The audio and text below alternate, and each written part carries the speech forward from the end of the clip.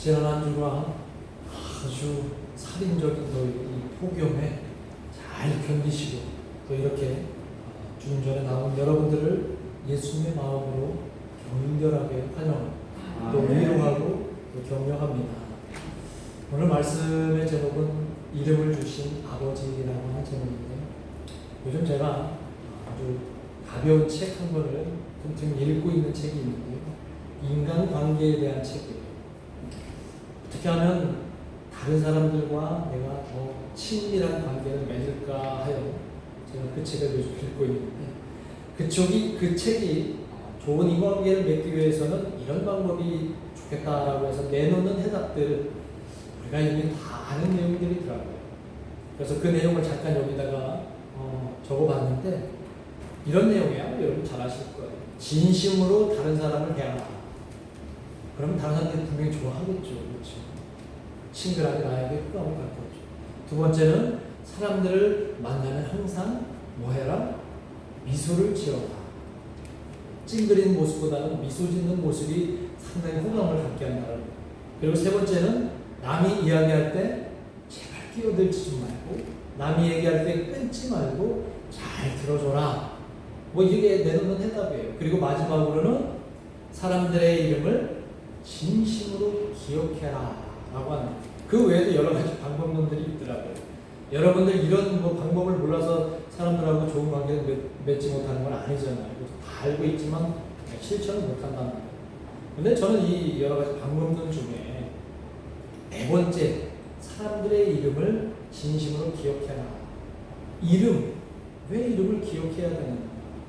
그 이름에 대해서 곰곰이 묵상하다가 오늘 본문에 보니까 이 사도 바울이 하나님 앞에 무릎을 꿇고 기도하는데 그 하나님을 어떻게 표현하냐면 우리에게 이름을 주신 하나님 이렇게 표현합니다. 그래서 거기에서 저는 그 이름이라고 하는 단어를 포착해서 그 이름이 과연 뭘까? 우리에게 주신 하나님의 그 이름이 뭘까? 다시 한번 깊이 생각하면서 오늘 말씀을 준비했습니다. 전에도 제가 말했지만 이 이름이라고 하는 것은 그 사람의 정체성을 드러내준다고 했어요. 그렇죠? 자, 권영민 하면 여러분들이 집에 있다가도 권영민 목사 하면 저에 대해서 여러 가지 저의 정체성에 대해서 아마 떠올릴 거예요. 그렇죠? 누군가를 또 이름을 떠올리면 그 사람에 대한 여러 가지 정체성을 여러분들이 아마 떠올리게 될 것이라는 거죠.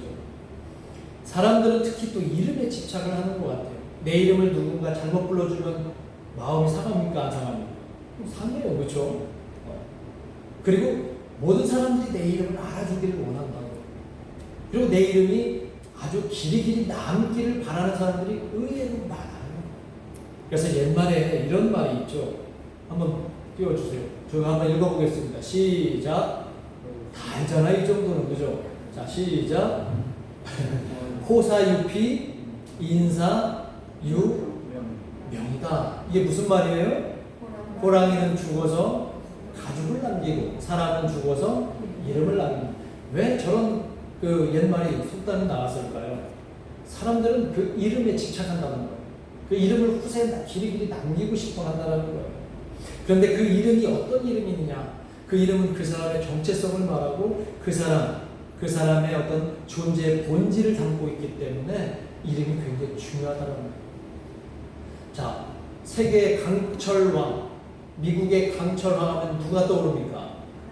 앤드류 카네기가 떠오르죠. 카네기라고 하는 그 사람이 있었는데 이 사람은 어려서 굉장히 어려운 유년 시절을 보냈지만 그 사람은 늘 사람들과 관계 속에서 자신의 입지를 항상 넓혀갔다는 거예요. 그리고 나중에 자기는 내가 이 세상에서 이 철로 만든 사업을 육성해서 큰 사업을 이루겠다. 그렇게 시작하고 이 강철 사업에 뛰어듭니다. 그런데 그가 철에 대한 지식이 있었을까요? 없었을까요? 별로 없었어요. 완전 문외한이었는데 나중에 세계적인 강철왕이 되기까지 그의 사업의 그 과정을 보면 그는 사람들과의 관계 속에서 늘 친절하고 사람들과의 관계 속에서 늘 협력을 얻었다는 거예요. 그 대표적으로 얻을 수 있었던 이유가 이 사람은 사람들을 만날 때마다 그 사람의 이름을 진심으로 불러줬다. 그리고 그 이름을 통해서 그 사람의 살아온 삶과 그의 과정, 배경 이런 것까지 다 파악할 정도로 그런 사람들에게 진심으로 이름을 불러주며 사람들을 존중했기 때문에 사람들은 이를 좋아하고 그리고 그에게 아주 적극적으로 협력해서 그 위대한 강철 왕이라고 하는 타이틀을 얻게 되었다는 거예요. 그런데 그 사람은 그렇게 살면서 사업에만 몰두한 게 아니라 미국 사회에 선한 일을 너무 많이 합니다. 어려운 사람도 많이 도와주고 그리고 자선사업도 너무너무 많이 합니다. 그런데 더 유명한 일하는 그가 죽고 나서 그의 묘비에 적힌 이 글 때문에 더 유명해졌다는 거예요. 그의 묘비에 적혀있는 저 글을 아마 어떤 사람이었는가를 알려주는 것 같은데 한번 읽어볼까요? 시작. 자기보다 우수한 사람을 자기 곁에 모을 줄 알았던 사람 여기 잠들다. 진짜 자기를 드러내지 않고 다른 사람들의 이름을 불러줘. 그 이름을 들은 사람들은 그에게 적극적으로 협력하고 그를 적극적으로 도왔던 그 사람. 다른 사람들의 이름을 불러주며 그의 존재를 알아주는 그 카네기는 여전히 미국에서 뿐만 아니라 많은 사람들이 그의 이름을 기억하고 존경할 정도로 그렇게 그는 이름을 후대에 잘 남겼다는 거죠. 이렇게 이름은 우리의 존재의 본질을 담고 있고 우리의 정체성을 알려주고 이 이름은 다른 사람과 구별하게 해준다는 그런 특징이 있습니다. 많은 사람들 가운데 누군가 저 멀리서 내 이름을 불러주면 다른 사람들은 돌아보지 않아도 나는 그 소리에 고개를 돌리는 것이 바로 이름이라는 거예요. 이름의 그 힘이라는 것입니다. 제가 가끔 이름과 관련해서 설교할 때 꼭 이 시인의 시를 인용합니다. 바로 김춘수 시인의 꽃이라는 거예요. 자, 한번 멋지게 이 더운 날 더위도 식힐 겸 해서 이 시를 한번 읽어볼까요? 외쳐볼까요? 시작. 내가 그의 이름을 불러주기 전에는 그는 다만 하나의 몸짓에 지나지 않았다. 내가 그의 이름을 불러주었을 때 그는 나에게로 와서 꽃이 되었다. 내가 그의 이름, 그 꽃의 이름을 불러주기 전에는 그냥 그는 무명의 꽃, 나에게는 아무런 의미 없는 존재, 그렇지만 내가 그것을 이름을 불러주는 순간 그는 나에게로 의미 있는 존재가 되었다는 거죠. 대단히 굉장히 중요한 의미인 것 같아요. 이름이라고 하는 것. 제가 이번에 산책하면서 한번 화면 한번 내려주시고 저 꽃이 무슨 꽃인지 아세요? 저 꽃이 무슨 꽃이에요? 노란 꽃. 맞습니다. 노란 꽃이에요. 근데 저 이름이 있더라고요. 나중에 찾아보니까. 제가 아내하고 저녁마다 산책을 하면서 그 하천변에 저 꽃들이 유난히 많더라고요. 우리나라에 많더라고요. 그런데 얼핏 보면 뭐 닮았어요? 코스모스가 닮았어서 다니면서 저 꽃이 코스모스인가? 그런데 코스모스는 언제 피나요? 가을에 피는데 저거는 초여름에 펴서 가을에는 또 사라져요. 그래서 저거는 코스모스가 아닌가 보다. 그리고 그냥 무심결에 그냥 지나가고 그랬었어요. 그러다가 요 며칠 굉장히 더웠잖아요. 막 35도, 36도까지 올라가는 이 낮더위에 저 꽃이 견디지를 못하고 산책하는데 보니까 아주 시커멓게 다 타버렸어요. 그 꽃들이 다 타버렸어요.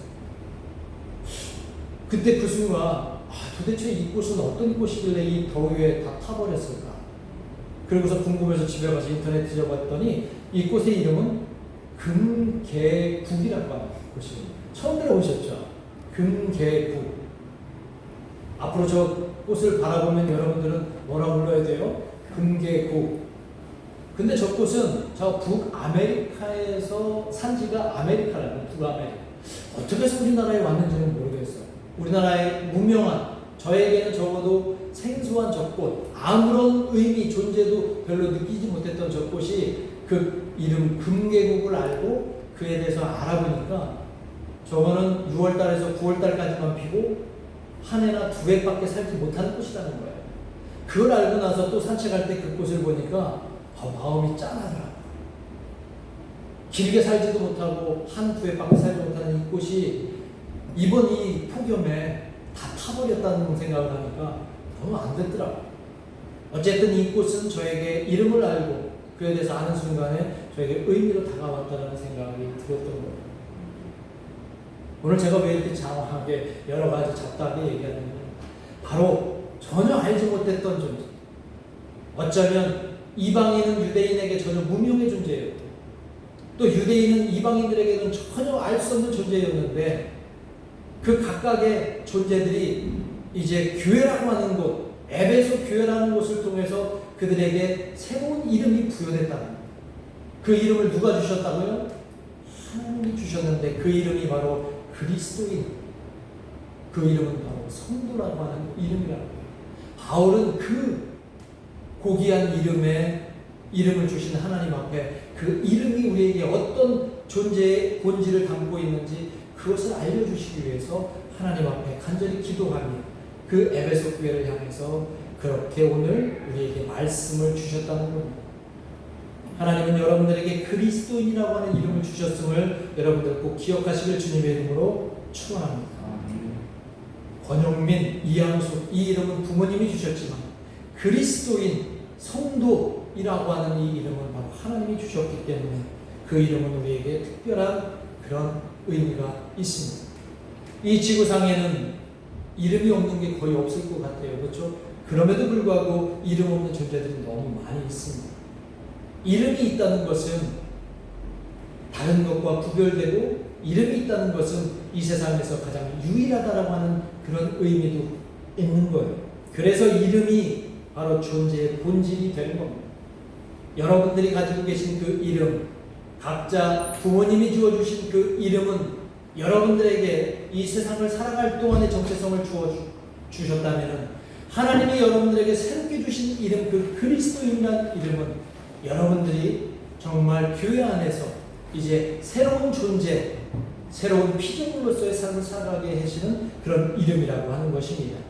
오늘 사도 바울은 에베소 교회를 위해서 하나님 앞에 간절히 기도하는데 그 기도의 내용이 뭐냐면 이름을 주신 하나님 앞에 간절히 기도하는 그 기도의 내용은 하늘과 땅에 있는 모든 족속에게 이름을 주신 그 하나님의 놀라운 하나님의 계획과 그 계획 속에서 이 땅에 오신 그 그리스도의 비밀을 너희들이 꼭 알기를 원한다, 이런 말이에요.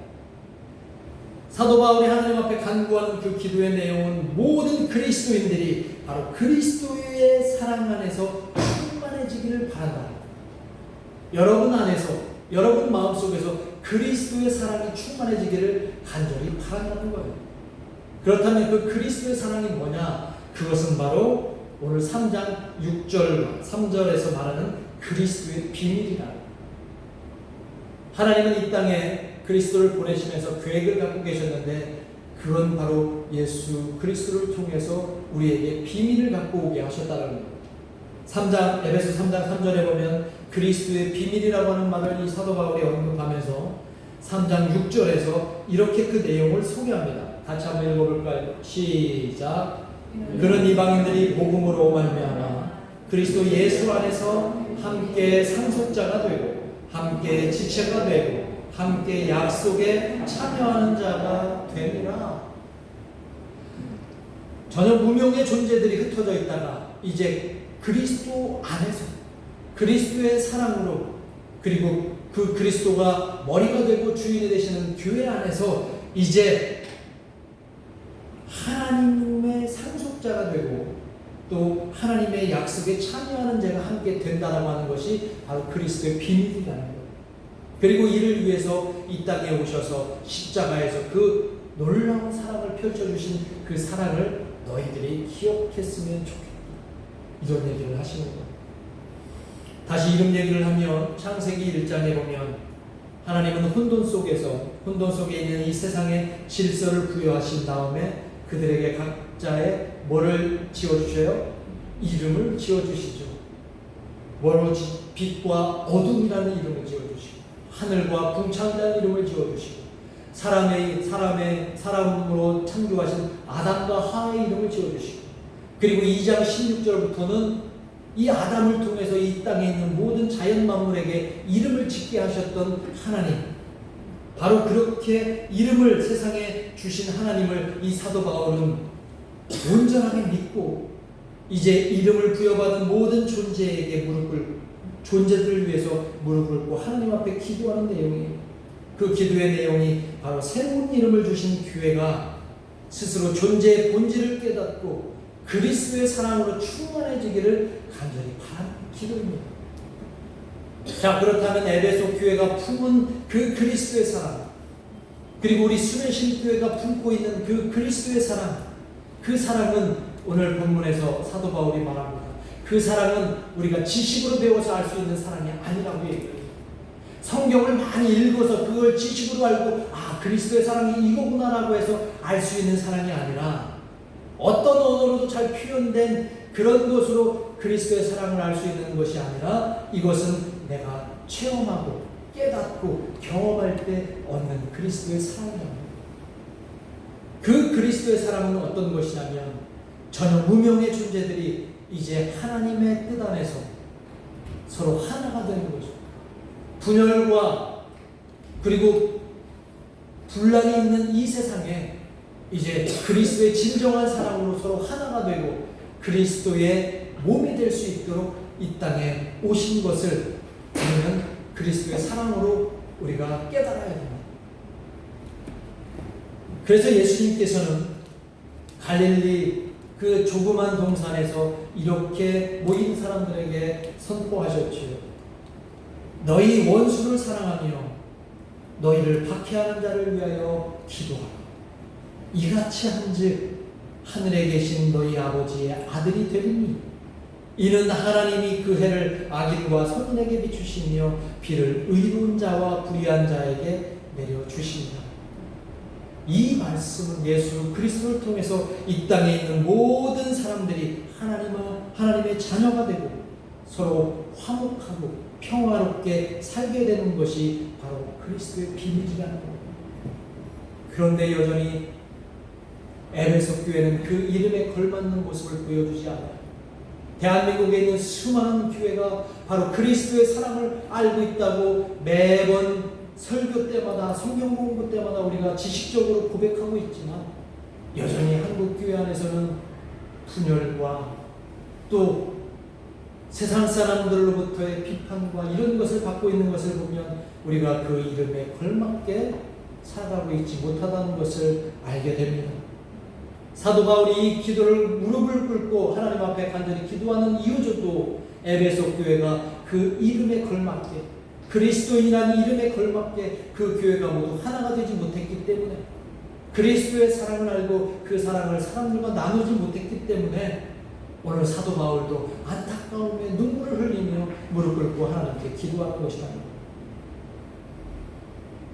교회 안에서는 더 이상 이방인과 유대인이 없어야 되는데 여전히 그들은 편가르기 하고 있고 교회 안에서는 가난한 사람과 부자가 없어야 되는데 교회 안에서는 가난한 사람과 부자를 편가르고 교회 안에서는 흑인과 백인의 차별이 없어야 하는데 교회 안에서도 여전히 그런 차별과 구분이 있는 것을 사도 바울은 너무나 안타까워했고 오늘날 우리를 바라보시는 하나님께서는 얼마나 안타까워하실까 그런 생각이 듭니다. 예수님께서는 이 땅에 오셔서 세상들이 나누고 세상들이 갈라친 모든 장벽들 그 장벽들을 다 허무셨던 것을 우리는 너무나 잘 알고 있습니다. 하나님 앞에서는 이제 모든 사람들은 평등하고 하나님 앞에서는 차별이 없고 하나님 앞에서는 온전히 그리스도인으로 우리가 살아갈 수 있게 된다는 것을 분명히 알려주셨는데도 우리는 그렇게 살아가고 있지 못하는 것을 오늘날 우리는 깊이 회개하고 하나님 앞에 정말 기도해야 될 줄 믿습니다. 이제 우리 모든 교회들은 바로 이 비밀, 그리스도의 비밀, 우리에게 허락하신 그 그리스도의 사랑을 교회가 품어야 합니다. 용기를 내서 교회가 그 이름에 걸맞게 똑바로 서야 합니다. 그러나 세상은 만만치 않아요. 언제든지 교회를 거꾸로 틀려고 호시탐탐 노리고 있는 이 상황이지만 이때 우리 교회는 그리스도의 사랑을 진정으로 깨닫고 이 세상을 품고 이 세상 앞에 온전히 하나가 될 수 있도록 나아가야 될 줄 믿습니다. 이사야 선지자의 말씀으로 우리는 우리 교회가 힘을 얻기를 간절히 소망합니다. 자, 오늘 우리에게 주시는 이 이사야 선지자의 말씀으로 하나님께서 우리에게 주시는 이 말씀으로 우리 교회가 하나가 되고 그리스도의 사랑을 온전히 실천하게 되기를 간절히 바랍니다. 우리 같이 한번 읽어보겠습니다. 시작. 너는 두려워하지 말라. 내가 너를 구속하였고 내가 너를 지명하여 불렀나니 너는 내 것이라. 할렐루야. 하나님은 여러분들을 무명의 존재에서 유명의 존재로, 이름 있는 존재로 지명해서 부르셨어요. 그리고 여러분들에게 이제 용기를 주시고 다시 설 수 있는 힘을 주셨음을 기억하시고 이 세상의 논리와 세상의 가치를 추구하기보다는 그리스도의 사랑으로 여러분들의 매일매일의 삶을 가득 풍성하게 충만하게 채워나가시기를 주님의 이름으로 축원합니다. 하나님은 우리에게 이름을 지어주시고 우리를 지명하여 주시고 그 이름에 걸맞는 삶을 우리가 살아가는 데 되는 것. 예수님께서는 우리가 모든 벽을 허물고 서로 사랑하며 화해하는 삶을 살아가시기를 간절히 바라고 계십니다. 이제 여러분 앞에 놓여 있는 삶, 여러분이 앞으로 걸어가실 그 삶 속에서 여러분들 우리가 하나 되는 것을 방해하고 가로막는 모든 장벽들을 여러분들이 다 허물고 나아가시기를 주님의 이름으로 축원합니다. 이제 이번 주도 굉장히 무덥고 힘든 한 주간이 되리라고 저는 생각이 됩니다. 또 코로나 때문에 정말 우리의 삶이 위축되고 정말 아까 우리 기도하셨던 것처럼 우리가 함께 뜨겁게 교제하고 함께 나누었던 그런 아름다운 교제의 모습들이 언제였는지 이제는 가물가물할 정도로 너무 안타까운 상황입니다. 또 더 안타까운 것은 우리가 맞고 있는 이 백신이 100% 그 감염을 예방할 수 없다라고 하는 그런 자꾸 보고들이 나오는 것을 보면 앞으로 이런 상황들은 더욱 계속될 것 같습니다. 그러나 그 와중에서도 우리는 두려워하지 말고 좌절하지 말고 우리가 힘낼 수 있는 것은 이런 상황에서 서로 구분짓지 않고 똘똘 뭉쳐 하나가 되는 그리스도인의 참된 용기와 모습으로 살아가기를 주님의 이름으로 응원하며 여러분에게 부탁드립니다. 이번 한 주간 힘들고 어려웠겠지만 주 안에서 또 여러분과 저를 돌보시는 하나님의 그 충만하심이 우리 모두에게 가득한 한 주가 되길 주님의 이름으로 축원합니다. 이 시간 우리 합심해서 함께 말씀 생각하며 기도하겠습니다.